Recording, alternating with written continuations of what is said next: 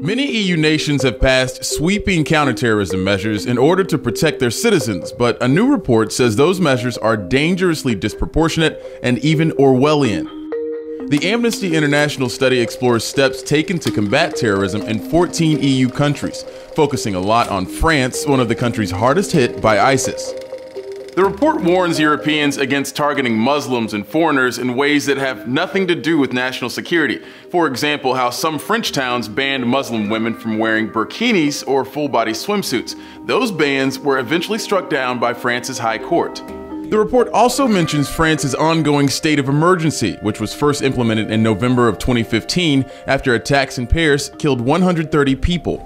La France est en guerre. France is at war, an attack against our country, contre ses valeurs, against its values, contre sa jeunesse, against its young people, contre son mode de vie, and against its way of life. A state of emergency allows French security forces to perform warrantless searches. It's been used against terrorist cells, but it's also been used to cancel protests.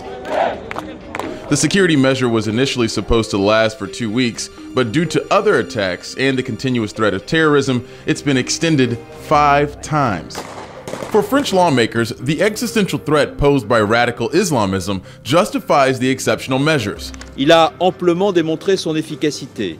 Depuis le début de l'année 2016, 17 attentats ont été déjoués, 420 individus en lien avec des réseaux terroristes ont été interpellés sur notre sol.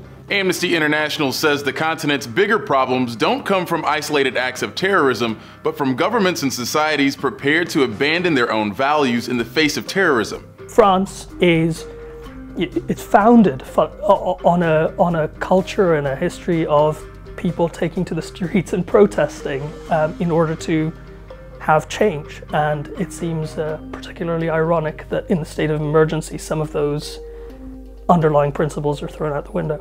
France's state of emergency is expected to continue until French elections conclude in June.